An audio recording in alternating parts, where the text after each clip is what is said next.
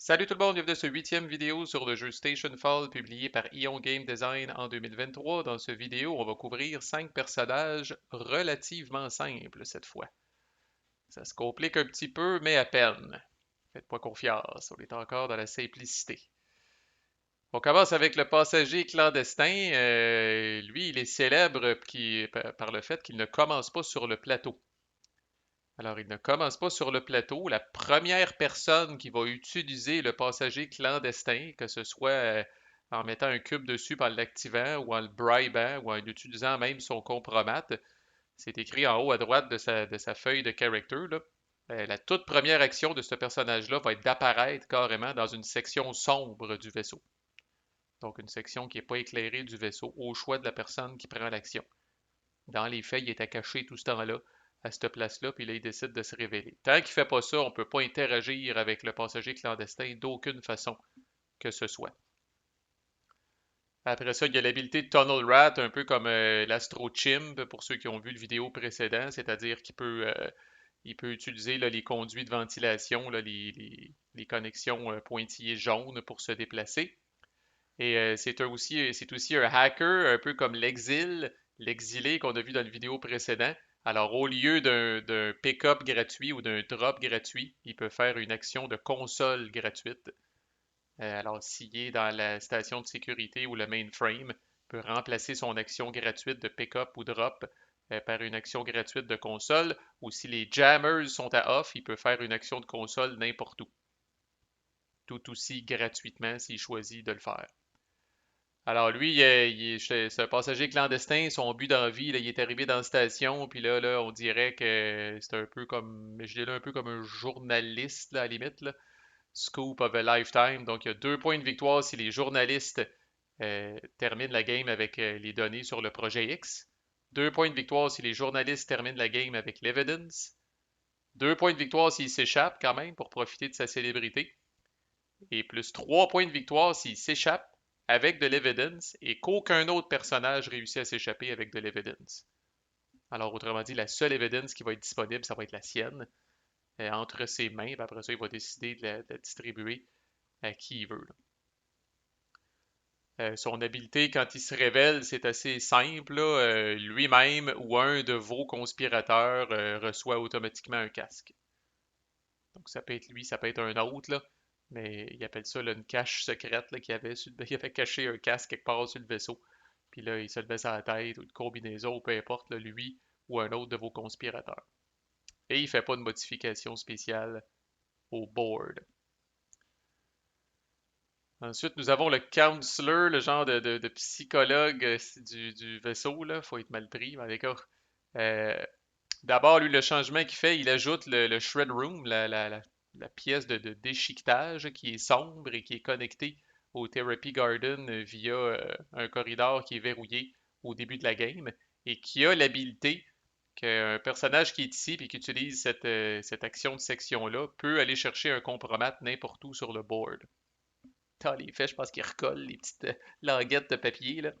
Puis il réussit à avoir des informations compromettantes sur quelqu'un. Donc ça c'est juste une modification. Il n'y a pas juste lui qui peut utiliser ça. C'est juste une modification qui est faite au setup de par sa présence du counselor.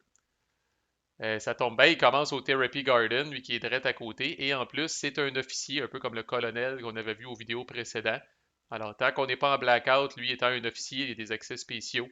Il y a du clearance sur le vaisseau, là, puis il peut passer à travers les corridors avec des verrous, puis les verrous sont enlevés s'il fait ça.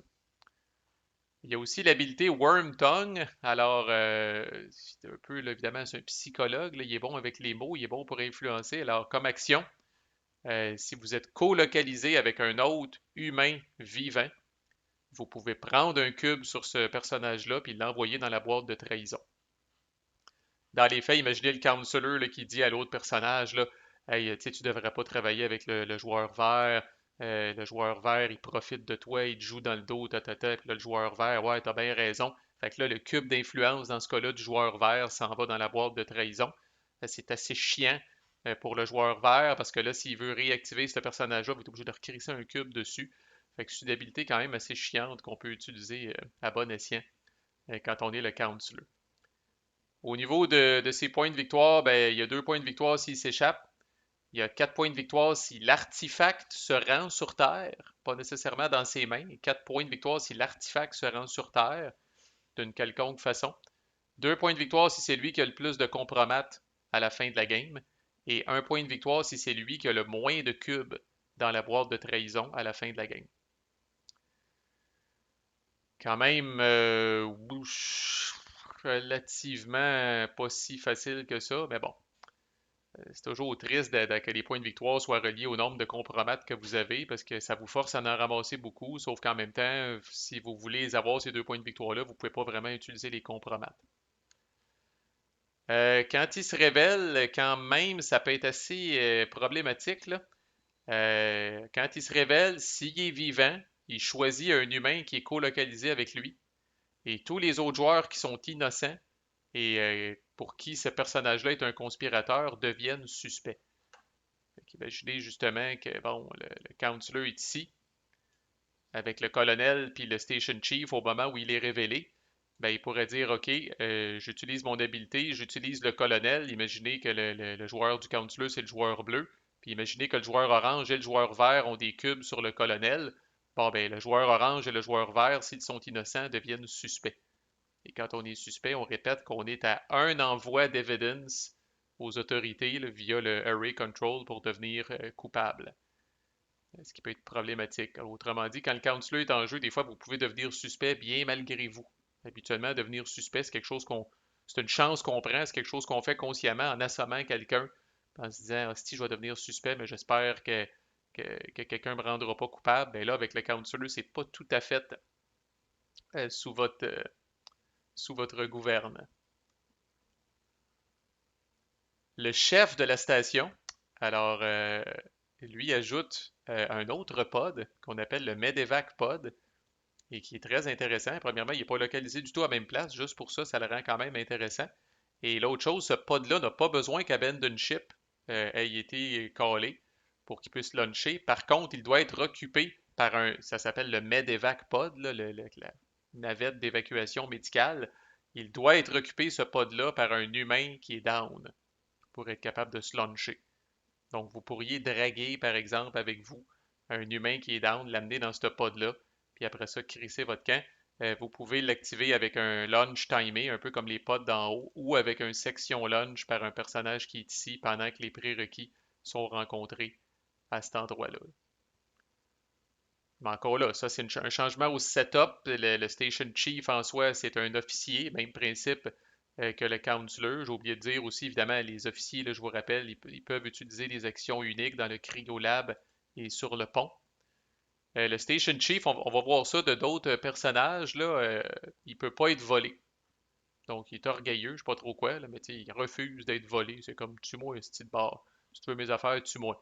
Fait qu'il ne peut pas être volé, ça le rend quand même relativement intéressant.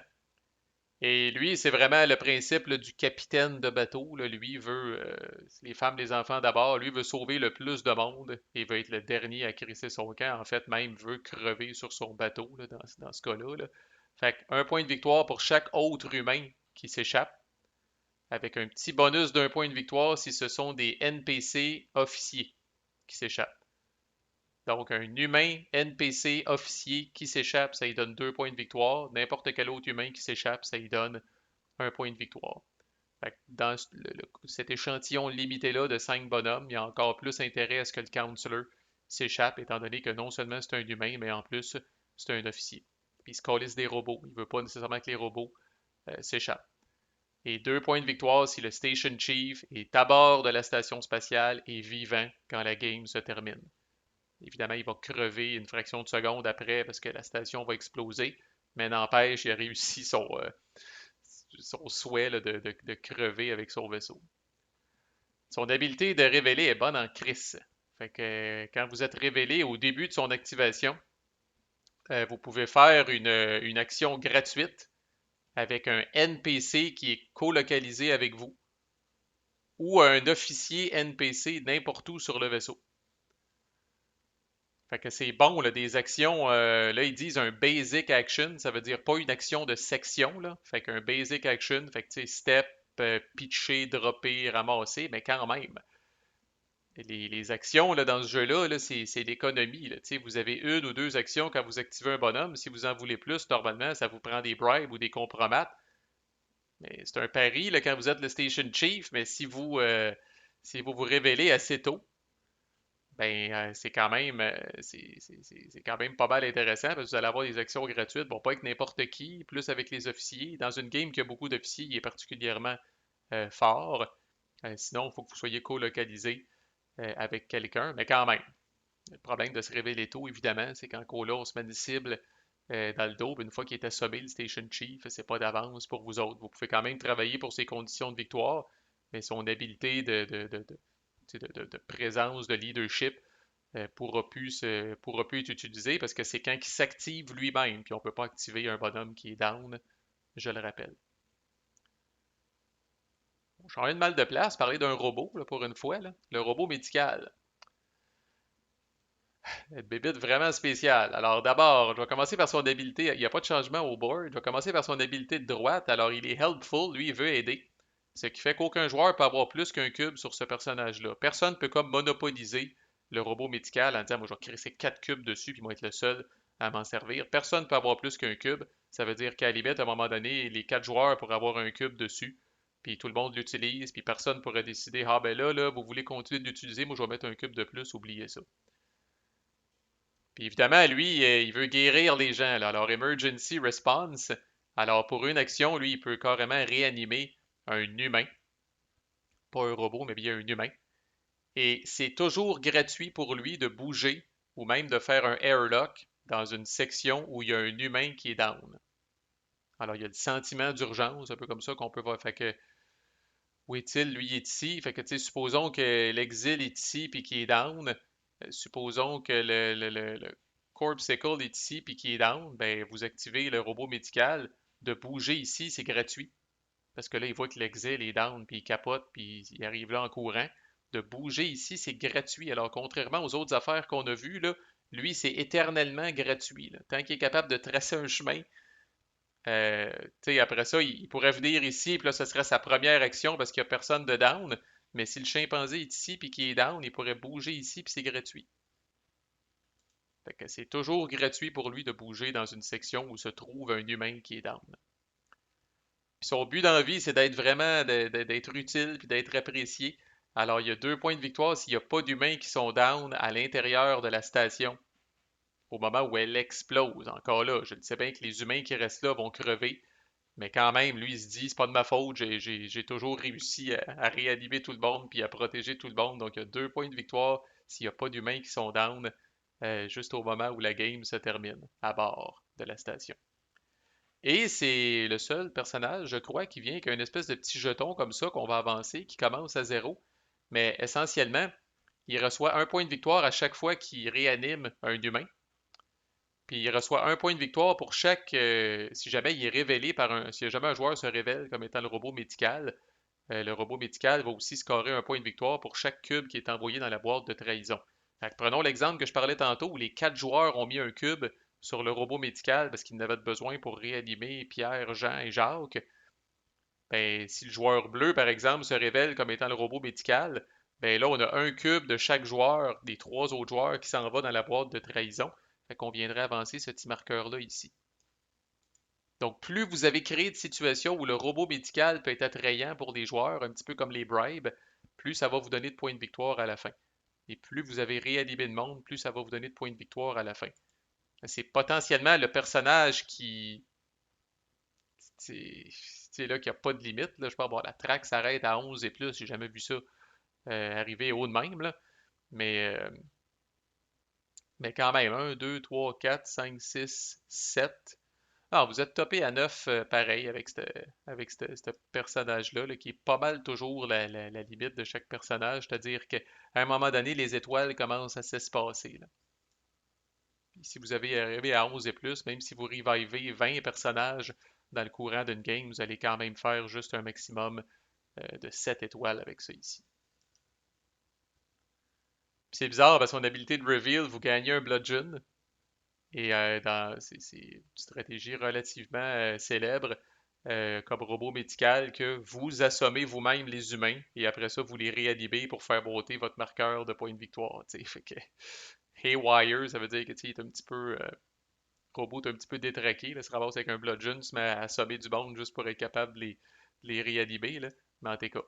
Fait qu'évidemment, c'est les 4 premières cases qui sont importantes. Si vous réussissez à aller chercher 4 points de victoire ici, puis à protéger tous les humains après ça sur la station, ce qui peut quand même être tough, dépendamment du contexte, là. C'est dur de gagner avec le robot médical, honnêtement. Et le dernier, non le moindre, le Daredevil, cette espèce de cascadeur ou cette espèce de amateur de sensations fortes, là, c'est un peu ça la thématique pour lui, là. Alors là, il y a un jetpack. Quand lui est en jeu, il y a un jetpack qui commence en jeu dans le laboratoire de physique. Et il y a une nouvelle action qui est disponible si vous êtes dans l'espace.